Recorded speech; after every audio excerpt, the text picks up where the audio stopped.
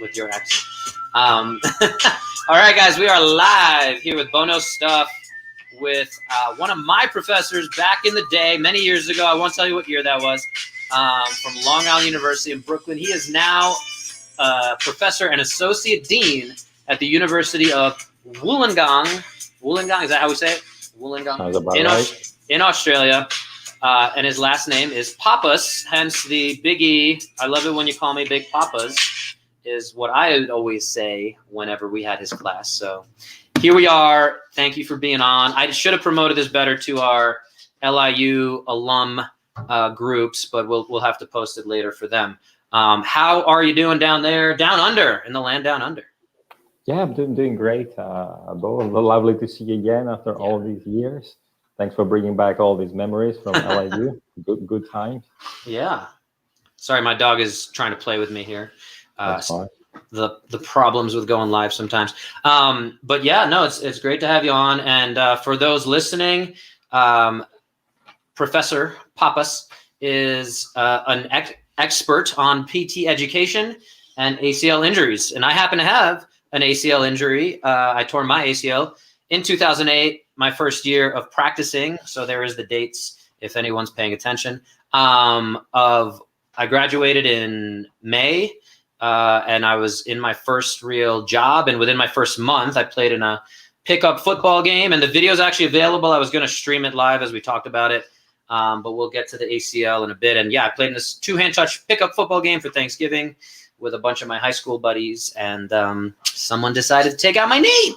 So I had an ACL surgery, which made practicing physical therapy a little more challenging. But I did learn a lot about ACLs, and again, a good way to expedite the learning process. So I'm excited to talk about kind of where we are with ACL research. Has it changed much in the last 20 years, and that kind of thing? But yeah, tell us a little bit about, again, what's going on with you. What courses are you teaching? Where's your passion? Are you doing research?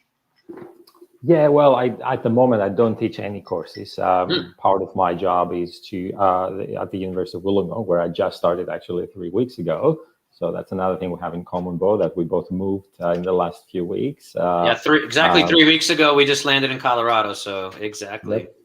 So my main job here is the university here is developing a health and well-being system. So I've been working with the rest of the team to look at how we can integrate academic education with the clinical placements there, develop new courses that blend potentially engineering and health and technology, and trying to harness all the power that comes with the primary healthcare facility and translate that into better education for our students. So we're still at the very beginning of this journey. So hopefully I'll have more to report in a couple of years. And right before that, so for the 8 years prior to that, I was at the University of Sydney, just 40, 50 miles north of here, where I was the head of physiotherapy for the last 3 years. And there I was teaching the musculoskeletal physical therapy courses, pretty similar to what I was teaching at LIU back in the day. Yeah. Awesome. I want to hear more about the primary care kind of program. So is it mostly focused for physical therapists to be able to screen red flags? No, you're shaking your head. No, it's not only physiotherapy. Oh, okay. Hopefully it will be so, but it's much broader. So it's a facility that is more holistic in terms of primary healthcare. Anything from mental health, practically anything non-surgical. So it's going to be a one-stop shop where, because as I'm sure you may have talked in your podcast before, one of the issues, particularly in the United States, but probably everywhere in the world, is that healthcare is pretty fragmented. So you go to see your GP, who then may send you to different diagnostic facilities or our specialist, and they don't integrate very well. Right. In Australia, we have the electronic health records, but again, the uptake of that has been somewhat mixed. But this facility, the vision at this point is that you go there, and then starting from the GP all the way to seeing a particular specialist, it will happen at one place. Everything will be integrated. There's going to be a big emphasis on prevention, lifestyle changes, serving the local community. So So yeah, it's an ambitious plan. Yeah. And we really hope to move it forward. I mean, I love everything you just said. I mean, that's basically where my practice has shifted in the last few years, and that's literally the terminology I'm using at this point. I just had a few calls with a few different business consultants. Of lifestyle coaching is more what I'm doing, which is again, nutrition, recovery, rest. Is your bedroom set up the right way? Kind of health coach is the other term. I'm curious, have you heard of and or read Unconventional Medicine by Chris Kresser? Have you heard of that book? It talks about a lot of the problems. Chris Kresser is actually a licensed acupuncturist, but he has a functional medicine program, educational kind of component, and he tries to work with people in the associated medical space to teach them some of these health coach concepts that, again, if you can invest $4,000 in a health coach over the next 4 months, it's going to save you hundreds of thousands, and the medical system hundreds of thousands of dollars down the line. Again, what is the cost of a year of diabetes treatments, right? They estimate that at, I think $75,000 a year kind of thing, just alone on that. So yeah, I mean, the medical systems definitely are not very integrated. I'm also, another book that I'm curious if you heard of is Deep Medicine, is actually my current audio book. You heard of that one? And that one, he doesn't have time to read books, folks. That's okay. And that one's a little bit more about how artificial intelligence is being integrated into the medical system, and where is it falling short? Where are the potentials to utilize it? Again, are there going to be mistakes in radiology? Can an artificial intelligence system read radiographs better than a radiologist? And so they're still, kind of neck and neck in terms of human error versus being able to teach machines how to do that. And so it seems I'm still making my way through that book. So that's an interesting one. But yeah, this whole wellness concept, integrated medicine, I would love to talk so much more about that, because that's very in line with, again, a lot of the work I do with my clients. And I definitely find, and it's a tough sell for me as well to talk to somebody and say, again, if you invest $4,000 with me right now, I'm going to save you a couple $100,000 and a couple of injuries and possibly surgeries all down the line. So, I try to use the analogies of investing in your physical retirement fund, your 401k. So things like that. So, yeah. The difference is that 401ks are somewhat mandatory, so I think that's the challenge, in the sense that you're hired, and then part of your money or what your employer is contributing goes towards your retirement plan. So part of the challenge is that all this makes lots of sense, just that healthcare systems, and some more than others, they're not designed to reimburse people for the type of work. Right. So that is the challenge that we're facing at this point. Yeah, of course, coaching people how to adapt a healthier lifestyle is going to save a lot of money, but but also beyond that, beyond the finances, living without diabetes, as you mentioned, the quality of life, and the challenges are at reimbursement at this point, I think. Yeah. But hopefully enough loud voices will rise to the occasion, and things will change. But you mentioned that I don't read books, which is probably true, but I've been reading Promised Land for the last, it's a thick book, for the last few weeks. So I listened. I downloaded that back in right before Election Day. Okay. I just finished it about a week or two ago. It took a while. Talking about healthcare reform, even some of the rather incremental reform that was done, which again, very much in the right direction, that was done at this point. Just look and remembering, because I think we're both old enough to remember those times when the healthcare reform was attempted, that it was very difficult. So politically, particularly in the United States, is a bit of a minefield. But again, hopefully, more evidence will be produced, and we'll start moving in this direction. Yeah, I guess a good question for you, having lived in the U.S. and now in Australia, can you speak to some of the differences in the, they have the National Health Service, or they call it something similar, socialized medicine, if you will. Well, I don't know how to say it politely, because I promise that I'm not going to be too controversial, but there is a huge difference in the healthcare system, but also the fact that insurance is not tied to your employer, it's very liberating. So yeah, obviously people here don't go into medical bankruptcy because they got into an accident.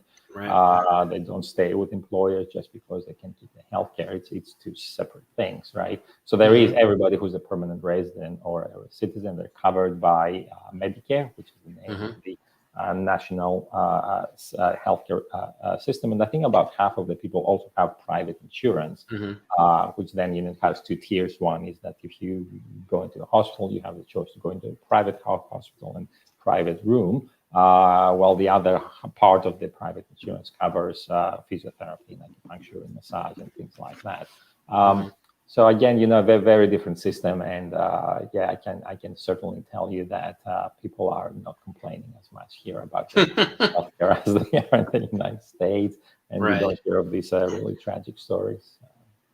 Yeah, it's definitely been talked about a ton, and again, I don't know when things will change. There's so much money involved in, the capitalist society that we live in here. Again, there's a lot of money to be made in keeping people sick, and again, we can speak about taking control of our own destiny, and starting to look into what does the research say. It's a very confusing space if you're not spending hours or finding folks who kind of do that research on their own.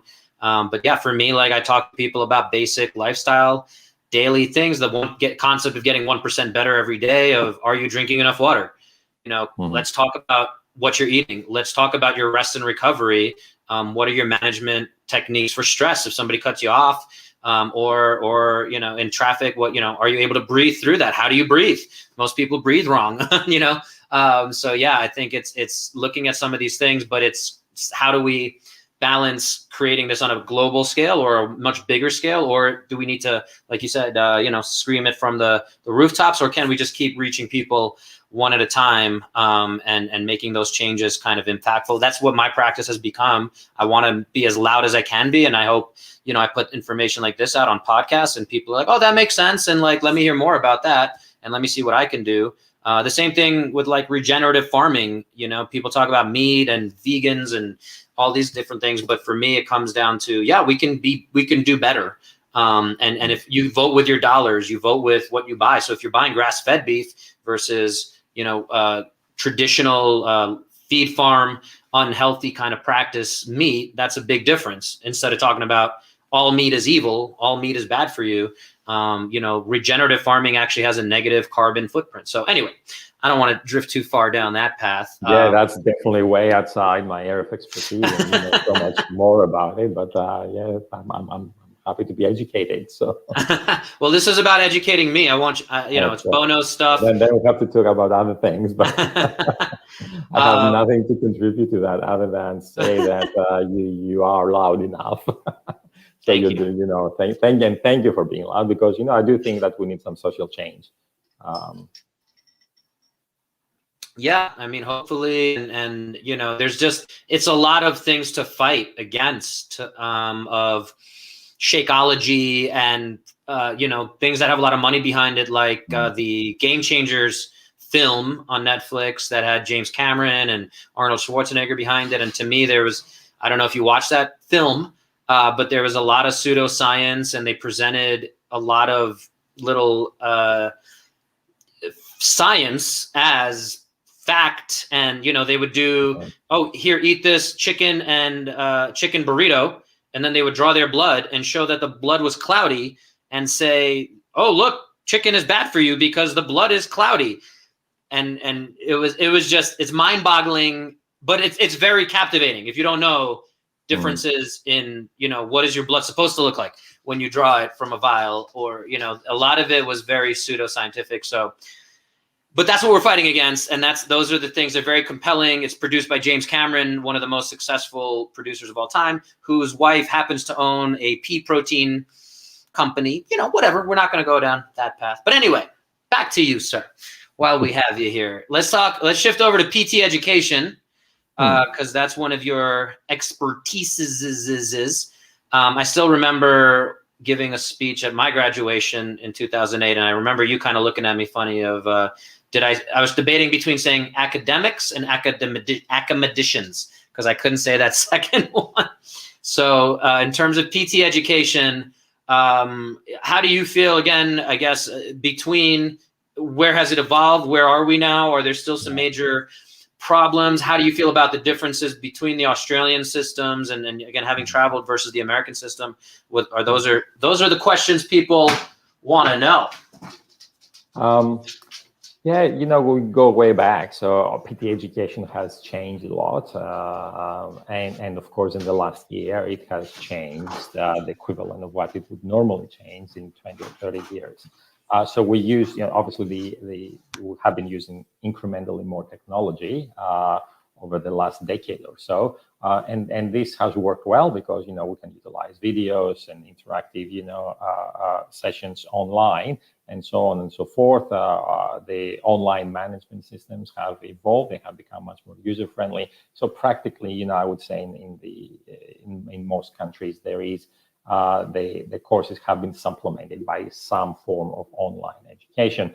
But of course, last year happened and COVID, and in the majority of the world, we could not teach face-to-face, and that was the same in Australia and the United States.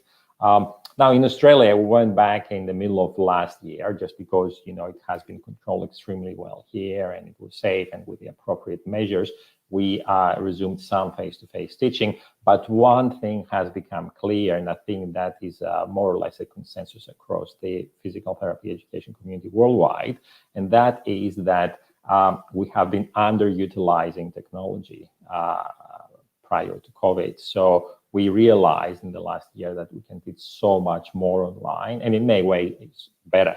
So my sense is that when things will turn back to normal in terms of the pandemic, we will still a lot of the lessons we learned during the pandemic. We're still going to keep utilizing some of the technological advances that we made. To a large extent, there is no need for these very large lectures where somebody speaks for 2 hours and becomes rather, occasionally boring and sometimes less interactive. While chunking some of the lectures has worked quite well.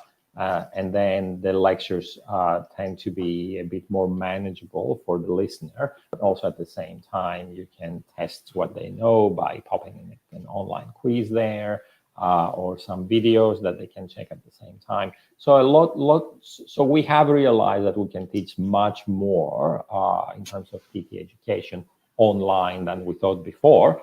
Of course, the other lesson, and that is different between different disciplines, but in physiotherapy, it's quite clear. I think everybody who has been to a physical therapist can attest to that, is that we cannot teach everything online. So, PT education cannot be fully online. There will still be a pretty large part of it that has to be hands-on, face-to-face.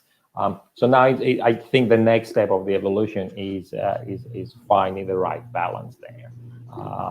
In terms of the online versus the face-to-face education, and how these two can integrate better and then maximize teaching the students more effectively, more efficiently, but also in ways that are cost-effective and sensitive to the challenge that they have.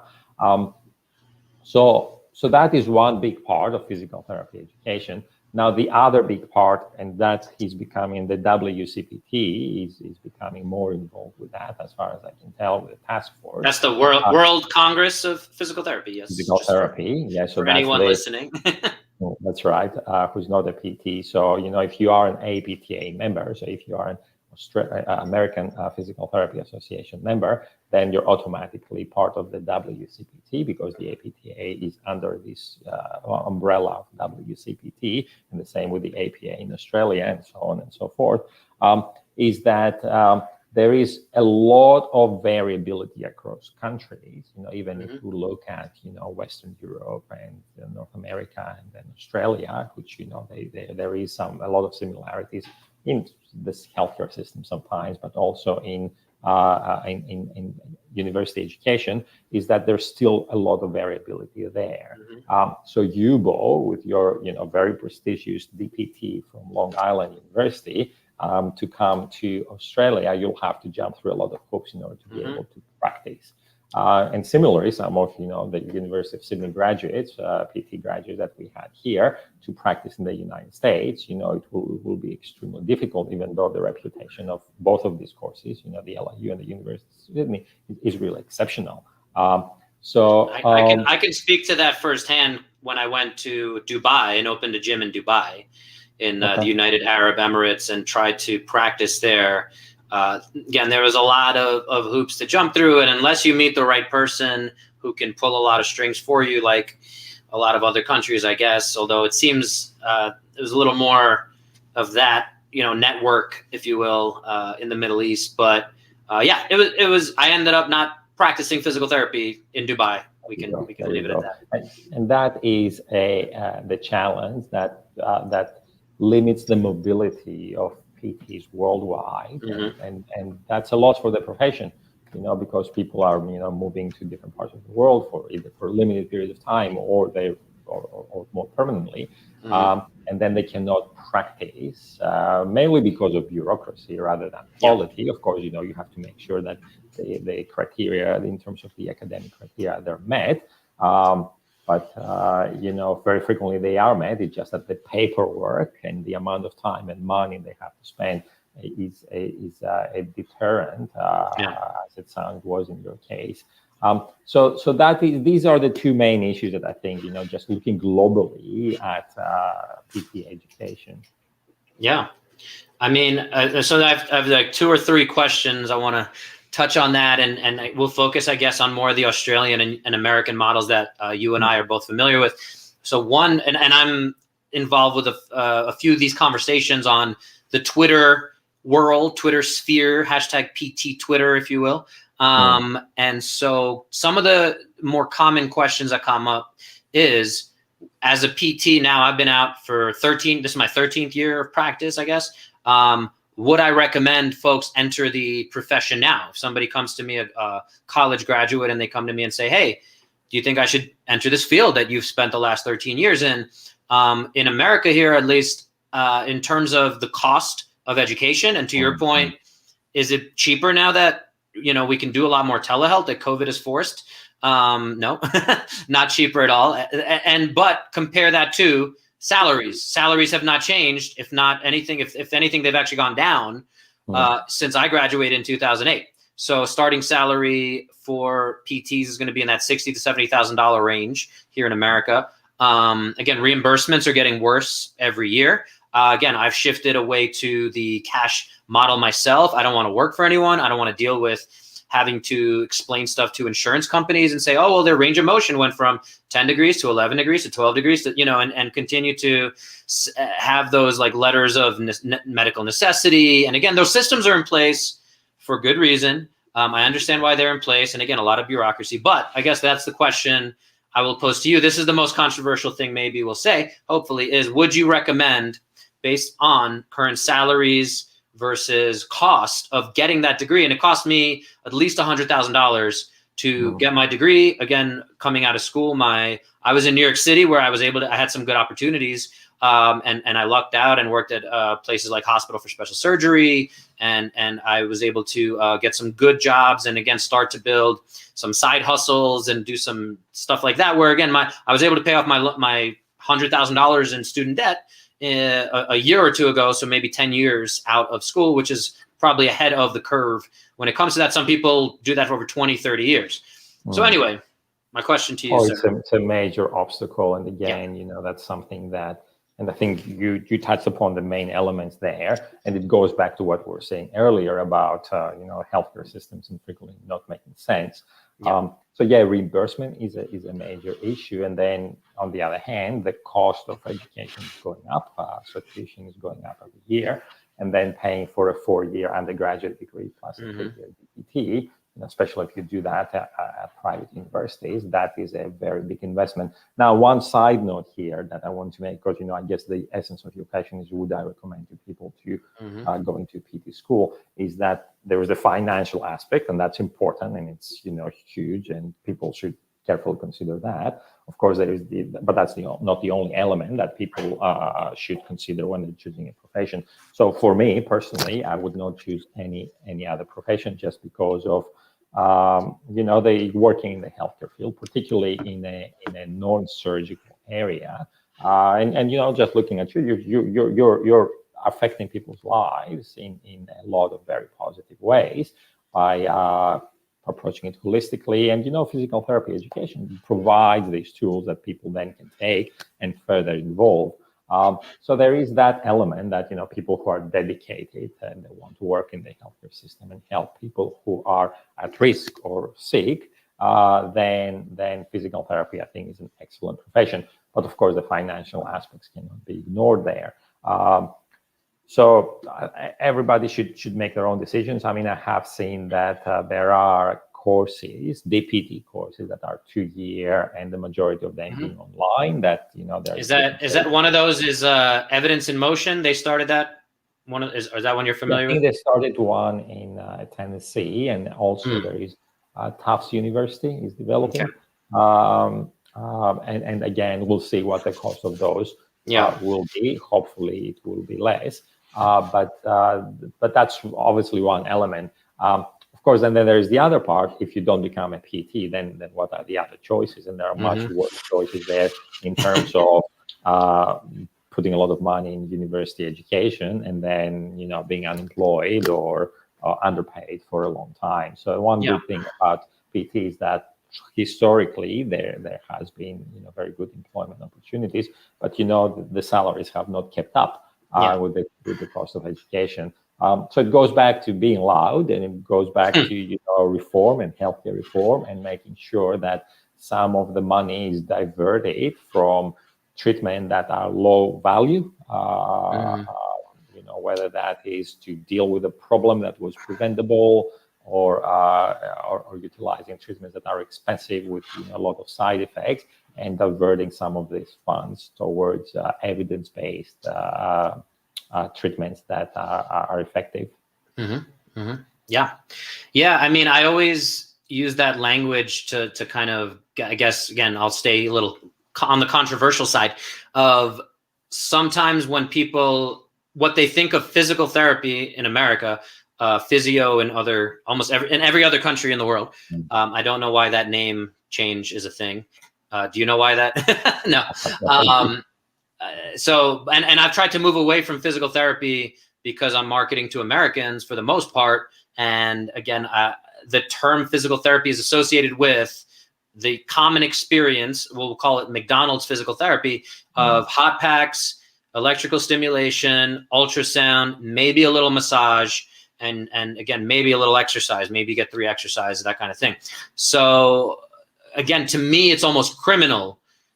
I think there should be like malpractice. I'm okay using that strong of language when people tell me, oh yeah, I did, I had back pain and they put me on electricity stim. So again, when it comes back to the evidence, again, we're going on a different path a little bit here, but it comes down to sometimes you can sit in bed or you can sit and watch Netflix and your back pain will resolve in 6 weeks, right? The research kind of says that, but you're by going into a clinic, getting heat, stim, electricity, that kind of thing. Again, to me, it's we could be doing so much more.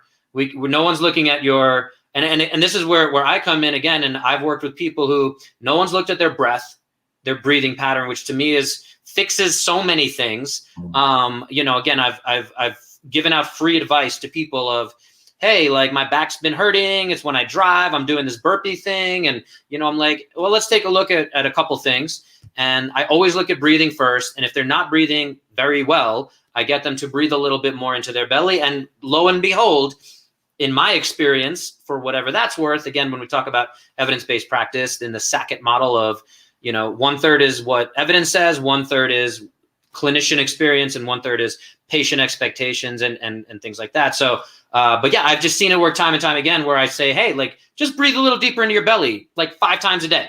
And, kind of like the McKenzie model of just you get a little ownership, you're bending back and you feel better, like lo and behold. So anyway, that was my little rant and rave real quick. Sorry for that, Evangelos. Oh, yeah. No, but you're bringing a very important point there, because we talked about the political system, I guess, in some ways, and how this has failed producing a healthcare system that is, optimal and effective, and frequently is quite nonsensical. But at the same time, there is and there are people who take advantage of that. So, if you're getting reimbursed for ultrasound and hot packs, then, you hire people with a PT license, and then it becomes a McDonald's practice.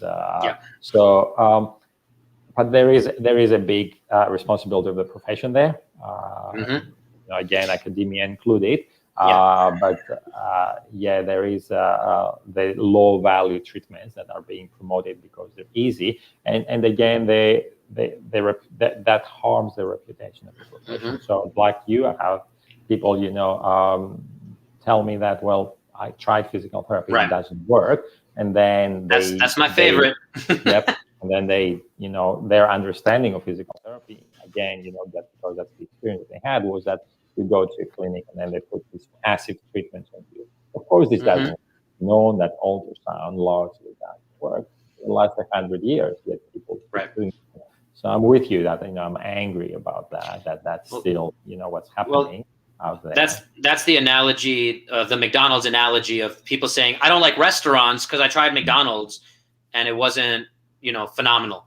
It's like, well, there's other restaurants. There's the Per Se's and I don't know a good one in Australia.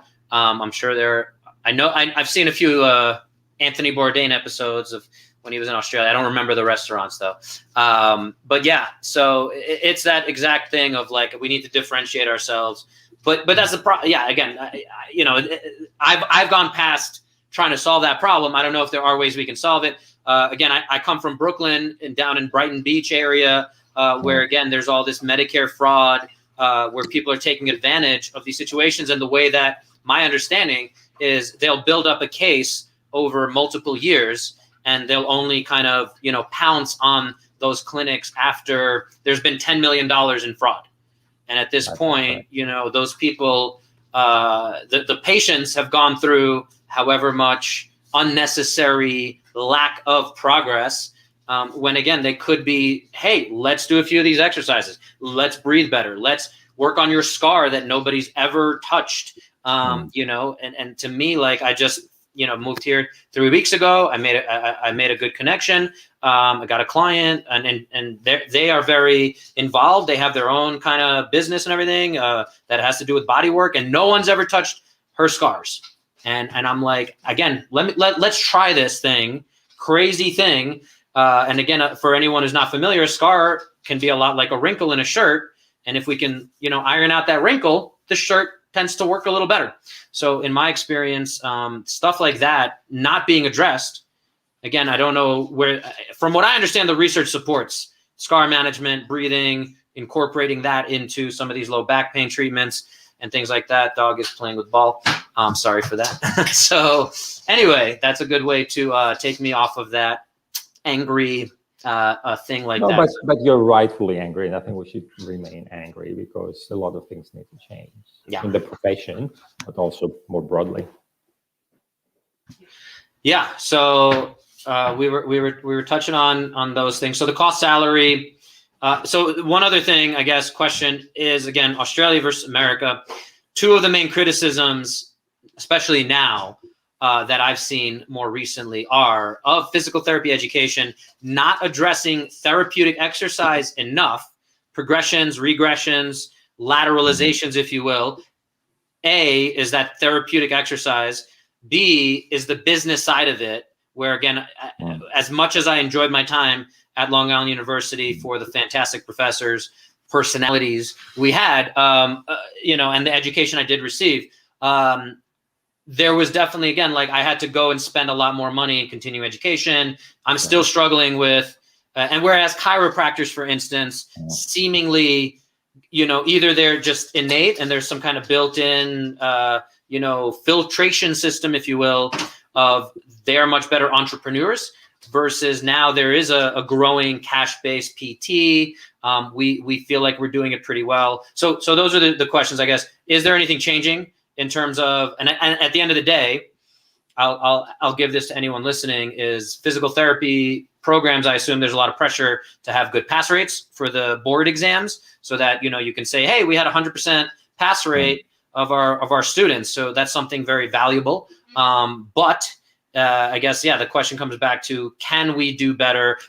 Going into physical therapy school, I knew I wanted to be in sports and orthopedics. I think you were in on my physical therapy interview for school. I think I remember that. And I remember you telling me my math GRE was way too good. I'm not sure I don't want to be like a mathematician or do something with math, because my GRE for math was very good. I remember that. But well, you're a bright guy, and I identified that early on. So. I appreciate that. But at the same time, I knew I wanted to be in sports and orthopedics. And again, for me, learning, all these other courses, which are valuable, but at the same time, I'm like, I don't need to know everything about every stage of child development and pediatrics and neurology. Our program specifically was very strong on neurology, and I did struggle with it, to be fair, because I wasn't as motivated and passionate about the neurology side and where the levels of decussation are along, the spinal tract. So coming back to the original question, sorry for my rant, is where our PT programs addressing, sorry, I got something in my throat there. Are they addressing therapeutic exercises more intense? And again, I know we touched on it. I can recall some of those lectures, but I would say not nearly enough for what I wanted to do. But that's not everyone. We had 20 people. We had a nice small class, so not all 20 wanted to be in sports and ortho. So I understand that side of it. But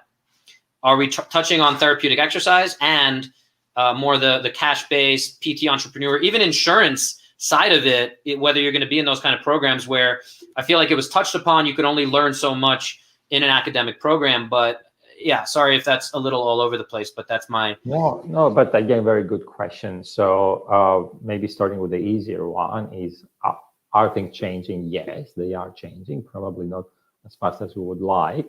And yes, there has traditionally been a lack of education on the business aspects for PTs.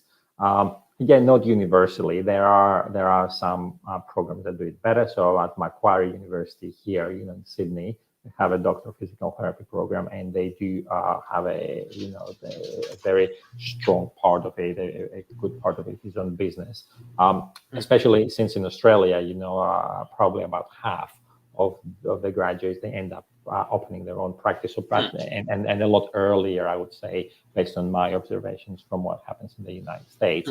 And then there is the therapeutic exercise part, which there are historical reasons. So I think, as a profession, we have moved away from therapeutic exercises for a variety of reasons, but also because going back to reimbursement, that's not something that is reimbursed very well, right?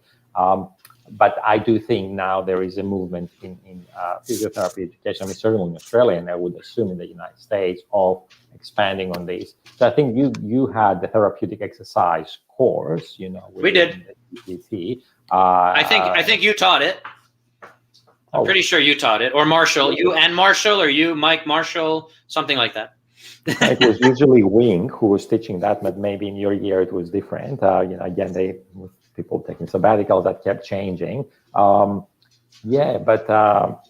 It's a very big chapter. There are whole professions that are learning mainly about exercising. But I do think that you're absolutely right, that in physiotherapy education, we should try to reclaim some of this territory back into the physical therapy education, but also in our practice. Yeah, I mean, I'll add to that a recent study I read, and Evidence in Motion did a webinar at the beginning of the lockdown last year where they surveyed folks, the general public, about who would they go to for low back pain, which is the most common musculoskeletal issue. 80% of folks are affected throughout their life, normal statistics that get thrown around. But physical therapists were 4th or 5th of providers, behind chiropractors, orthopedic, and chiropractors did a fantastic job of saying back pain chiro, we do the spine. Like, they did a great job of that, right? As a profession. Orthopedic surgeons is the next one, where again, the APTA has had the get PT first. And again, I'd love to hear your thoughts on saving money on MRIs, saving money on x-rays. In my experience, when anyone asks me like, hey, I have this thing, I might go get this first, I might go get that, I say, let's save your time, money. Even if insurance is paying for it, that's costing the system money, even if it's not costing you money. But it's a waste of time to me. Again, obviously we want to rule out anything more serious, but MRIs are not going to change a significant amount of what you and I do, of, you know, which exercises we're looking at, how well do you hinge, how well do you breathe, how well do you squat, how well do you do single leg squat, how well do you do these things.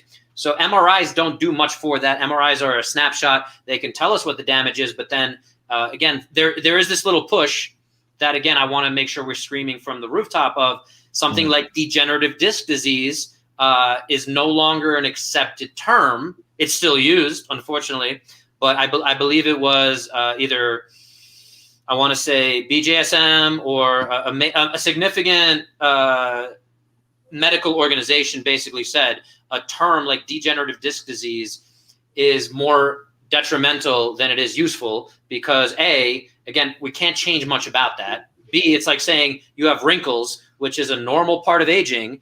And C, there's no correlation to actual symptomology or functionality. So you can have degenerative disc disease, but as soon as somebody hears that, it's a scary thing. And then they start to have this nocebo effect, if you will, of a negative kind of mental impact by being told you have this diagnosis. And again, that's another major problem with the, I would say, physical therapy education. Sorry again to go on this little rant, but is a lot of, and I don't know if you've seen the Level Up initiative. Have you seen those guys on the social media? The Level Up initiative? No. So they're doing a pretty good job of, they do these little mock videos of like a new grad. They're really targeting to new grads. And so one I saw the other day of, it's easy to, you know, as a PT, and it's something that I think we do very badly. And part of it goes to trying to identify too many things. So you walk out of it, sometimes you go into a PT clinic and you walk out with 17 things wrong with you. You're breathing wrong, which I just did right now, you know, in terms of that, but you have too much anterior pelvic tilt. You have a tight psoas. You have plantar, you know, you're not mobilizing the bottom of your foot enough. You don't have enough extension of your first MTP, all these things. And you walk away and you're overwhelmed, versus saying, you know, hey, like you did pretty good with that. And some kind of positives, at least. It's very easy to focus on, oh, I as a clinician, as a new grad, especially, you want to come in there and be like, hey, I identified this, that, and you know, like, and you feel like more of a doctor, and you're justified in if you walk away saying, I identified all these things and I told him everything. And then someone has to say like, hey, that patient who's a human being walked away with 17 things that's wrong with them when they came in with back pain, right? And they're like, just fix my back pain. And that's where chiropractors can do a little pop. Hey, you feel better? Good. It doesn't matter that, again, we've not identified what the root cause is. And again, sorry, I can rant and rave on this concept for a while, but I guess the question comes back to, we touched on Therex, why, you know, I'm sure we're going to move in a better direction, but is it being led more by the research and what the research says, and then academic programs eventually integrating that? Or no, I think they should, frequently. I mean, that's how it should be. That obviously we should be teaching evidence-based, and if there are things that, and that has happened. So, you know, here at the University of Sydney, we have shrunk the therapeutic modalities part so much that now it has become an online module, basically. While, you know, it used to be in physiotherapy education. It's course. So there was a course in therapeutic modalities. So there is this shift where, you know, the relative attention that is paid into different therapeutic approaches changes based on the evidence. And again, you know, ultrasound and hot packs and a lot of the passive modalities have gradually been taking less space in physiotherapy curricula. Of course, on the other hand, you know, there's all these new things that physical therapists are highly relevant to, and starting from AI, you know, into prevention and coaching, health coaching, and so on and so forth, and which again are very exciting, and they're taking relatively more space in physiotherapy curricula nowadays. But yeah, you know, you're obviously, as we said before, you're loud and passionate about those things, and rightfully so. And breathing is important, so maybe it's a good opportunity to remind anybody who's listening that now may be a good time to take a deep breath in and let it out In and through the calm down. nose, out through the mouth, That's into the right. belly. Into the belly. I want to jump in and say before I forget this one, and I don't remember if it was you who said this when we were in physical therapy school, but it is an axiom that gets thrown around of half of the things you learn in medical school or PT school are wrong eventually, and we're going to prove they're wrong in a few years. Like, again, we did learn about some of these therapeutic modalities like ultrasound and things like that. At the time, though, we don't know which half is wrong. And we can't identify that. So, but because research is changing all the time, and we've seen it with the COVID situation, as people start to hopefully understand a little more of the science is constantly evolving. Science, when they say, hey, like this is something new or this is something we need to develop and do clinical studies on, that's the process of science. Like science is constantly changing. So yeah, I did want to jump in with that of saying, I remember, actually, I don't even remember. It was the coil, the thermo something that like we learned, you know what I'm talking about? One of the therapeutic modalities, huh? Diathermy? Yes, that one. That I was like, I don't think I need to know about that because I don't think it's going to last. And that was that was one of those that we had to know for a test. And at the same time, I've never even come close to, touching. And it's still something. That's progress. Yeah, because I have had to learn how to use it, and I had to use it initially. But again, I'm a bit older than you, so again, that demonstrates how things work. Again, the progress is not as fast as we would like, but it is moving in the right direction. So yeah, I mean, obviously, and you touched upon a lot of really good things. Again, probably we don't have time to reiterate those, but yeah, imaging is a very, it's probably a good example of a lot of money and resources going into an area that is essential in certain cases. And of course, imaging has made diagnosis a lot faster and easier and much more accurate. But everybody would like the garden variety of low back pain thrown to like a $1,000 MRI is not a good use of resources, particularly if it's then used to say, because if all of us have an MRI, something there will come up as not perfect, right? And then just is it on that. Just for anyone listening, I think the classic study is if you took 100 asymptomatic people walking down the street, 72 of them would have some kind of abnormality on their MRI that most surgeons would look at and say, I need to cut that open. But these are people who are completely normally functioning, have no complaints, have no pain. So I still remember that from. I'm sure there's similar research that's been done since then, but I remember that from our days in physical therapy school that 72 out of 100 folks will have significant abnormalities. And again, that's just normal signs of aging. Again, being in the sports model a little bit, you can see tons of athletes who had labral tears in their shoulder and still pitched a perfect game, or they can perform really well with these problems going on that if we look at it under a textbook, we have to say, oh, we need to fix that.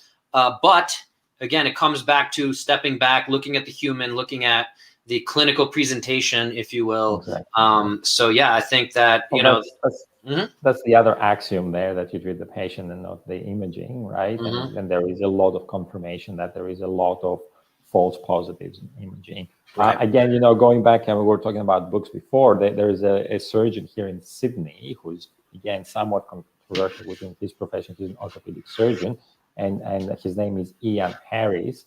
And he wrote a book that talks exactly about the lack of evidence for a lot of the orthopedic procedures. And, but he's a very evidence-based surgeon, so he does a lot of these RCTs that he's generally interested in finding out what works and what doesn't. And a lot of the evidence behind low back surgery, because I guess the tragedy is that there is this patient who has low back pain, goes to have an MRI against the guidelines, unless they have a red flag or they were in a serious accident, they probably don't need any advanced imaging. And then the low back pain, for whatever reason, is not getting better. Now they have a diagnosis, have a prolapse disc or whatever it may be, that then creates this, additional response. and they want to cut, they want to make it perfect. Right. Then eventually they are convincing themselves that surgery is the right path, while the evidence is pointing out that actually these are very bad candidates for surgery. They do worse. And let's all remember that surgery is not reversible. Yeah. That's the language I use with a lot of my clients and patients when we start discussing surgery is, let's try these things before you go to surgery. You can always have the surgery later. Like, the surgeons aren't going anywhere. They're going to be there. But I say, yeah, like, let's try to do some of these exercises or some scar management or some breathing work or whatever simple stuff we do. But again, if you haven't tried, people say, I tried physical therapy and it didn't work, so I'm ready for surgery. It's like, you tried McDonald's. You didn't try this really good barbecue place that I'm recommending, around the corner. Like, that's the place you need to go to. So yeah, I would say even more, because I think, I think that's a great analogy, but probably even, I think most people who go to McDonald's, they realize that there is a spectrum of restaurants, and this is reflected on the price, right? So I don't think that happens in physical therapy, though. I think people legitimately say, yeah. So you're right. I mean, it might not be the best analogy. No, I think it's a good analogy initially, but then, the additional element of complexity in physical therapy is that you go to the clinic that is referred to, or it's convenient to go to, not knowing where it is in the spectrum of McDonald's to like a Michelin restaurant. Right. And then that's your experience. And, unlike food where you eat, 3 times a day and you can sample a few different restaurants, people have a much more limited exposure to physical therapy. So then if they had, low back pain twice, and they had twice that experience of ultrasound and hot packs, then for them, that is physical therapy. Yeah. So, yeah, I mean, again, that's something that we as a profession have to take a very close look. Yeah. And I don't think we're going to solve that today. But I wish we could. But I did before I'll try to respect your time here and finish on the hour. We're at 52 minutes in a few seconds here. ACL injuries, another area of your expertise. Yes, that. Well, that is my area of expertise. I don't claim any expertise for the other things we discussed earlier. So please take them with a grain of salt. I mean, probably a little bit in PT education, but yeah, anything about healthcare systems or imaging, there are way smarter and more educated people in this area than me. But ACL, and there are more, educated and smarter people in ACL too. But I do have some expertise in this area, some with personal, just like you, Bo, but also a lot of the majority of my research is on ACL injuries. And I can't believe we went for 53 or 54 minutes without touching upon that. I guess that's how many interesting topics that we have discussed after all these years. Yeah. But yeah, we can do a whole nother episode on just ACL. Part 2 just on ACL. Yeah, sounds good. Okay, we'll give a break to the listeners for a few weeks, and then we'll reappear. Yeah. So yeah, there is a lot of exciting things happening in ACL, and we don't have time to touch upon all of those. Just 2 main things, just because they're very recent and I remember them. One is that an RCT. Again, the big question is, I had an ACL injury. Do I need surgery? Right. Okay. So sorry, I'm going to jump in. And for the listener not familiar, RCT is randomized controlled trial, which is one of the highest levels of evidence, short of the meta-analysis, which looks at multiple RCTs and tries to synthesize that data. But RCT is kind of the gold standard for having control group and experimental group. And so that just for the listener real quick. I think that's a great point. That's the trial where you randomly assign people to groups. So, they and the double blind being the gold standard there, where even the researcher doesn't know who is in what group. This is not always possible when we're doing sham acupuncture or sham, that kind of thing, or sham spinal manipulation. But bottom line is, there's a lot of problems with research, which again, for another day. But I want to come back and just now that we have a little bit of that language established. Yeah.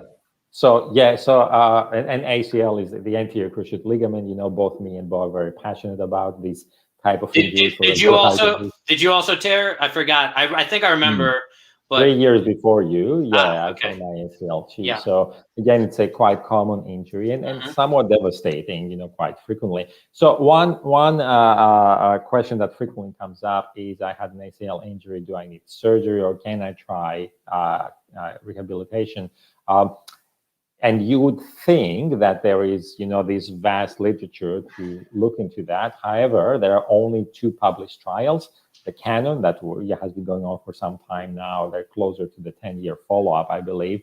And it found no differences. So if you randomly assign people to surgery, to early surgery, or try physical therapy first for a few weeks, and then you can overcome the surgery later. Then if you compare these 2 groups, in the Canon trial, there was largely no differences. Just a couple of days ago, the COMPARE trial from the Netherlands came out, and that was published at PMJ. Nicely done trial. Again, it found very similar findings, that there are some domains where the surgical group did slightly better, but not crossing the clinical significance. So I want to jump in and say, because I looked at a lot of as much research as I could back in 2008 when I had my tear and was debating on surgery. And the same thing, a friend of mine last year tore his Achilles. Similar, I don't know how much you've looked into the Achilles research, but full Achilles rupture. So when it comes to, and the term becomes copers, somebody who can cope with a torn ACL ligament, because there are other muscles that can do the job sort of the ACL. And so you can maybe, again, improve patterns. And as long, bottom line, the takeaway for me is, if you want to be relatively high level athletic, the surgery is going to serve you better.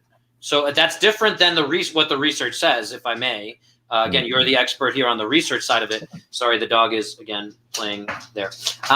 But in terms of what the research says, I think in terms of outcomes, they're looking at kind of standardized functional outcomes, and how satisfied are you with your knee performance or your Achilles, performance, and how much you can participate in sports or other activities. So versus, usually, again, my understanding, what I've seen of those research studies is it's not all athletic populations, right? So usually, rarely not high-level athletics. So again, some of the challenges with these RCTs is that you need a lot of people to come into the trial. Not everybody agrees to participate. So again, neither one of these 2 trials that currently exist concentrated on high-level athletes. So the answer, what you're saying, is very logical. I think if you have a multi-million contract and you I don't even mean high level to that extent. I'm talking about someone like myself. I tore it when I was 25. I tore my ACL when I was 25. My friend was in his 40s, and he was very active, and he wanted to remain as active as possible. He tore it in a pickup basketball game, and even in his 40s, he said, I want to get back to jumping on boxes and playing basketball. So he decided to have the surgery, despite a lot of what I saw about the Achilles research. I said, hey, you should be able to do pretty good not having the surgery. And he said, I don't want to lose that extra step. So a lot of it comes down to, so I don't know if that. Well, but that, is exactly what we're advocating, that, people should be making this decision, and it's fine to go surgically or non-surgically, as long as they have all the facts in front of them. So a few things that circulate in the ACL world and are wrong is, A, that surgery is going to prevent you from having osteoarthritis. Again, multiple studies on that. They have all shown that having an ACL reconstruction does not decrease the chances of developing the osteoarthritis.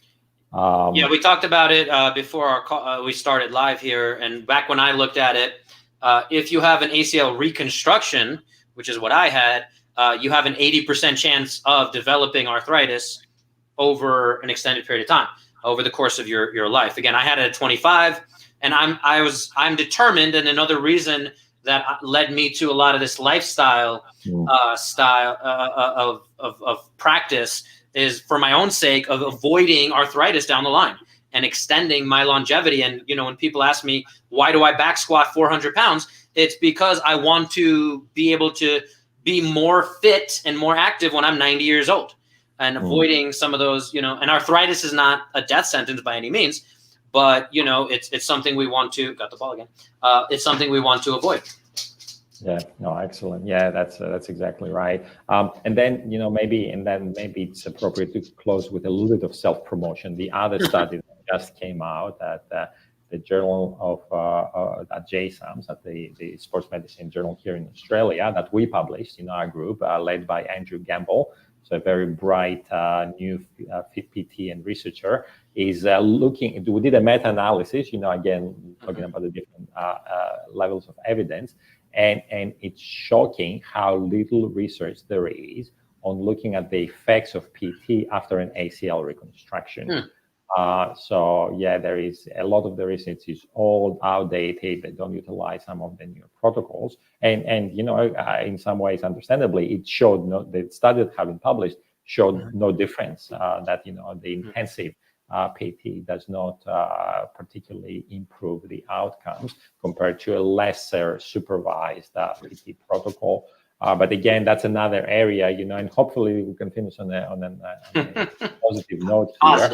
Awesome. If you are a PT and have a lot of energy, there is a lot of areas where we need you to jump into research and try to change practice. One of them is looking at the effects of physical therapy and different physical therapy protocols after ACL reconstruction. Mm-hmm. Yeah, I mean, it's an area I've definitely kept up with.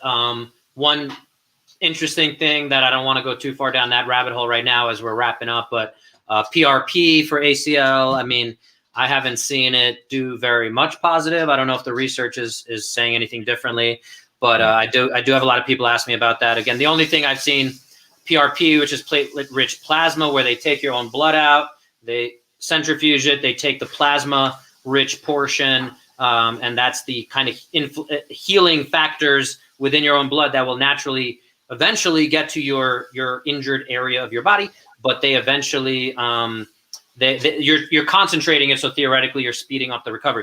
The only place that, again, I think the research shows it really helps is some kind of tendon stuff going on. Otherwise, they've used it for a lot of other stuff, and they charge a decent amount of money. And usually the question comes down to, do you want to risk $1,000 or whatever it is, because it doesn't have a lot of side effects. Again, it's your own blood. It's very safe.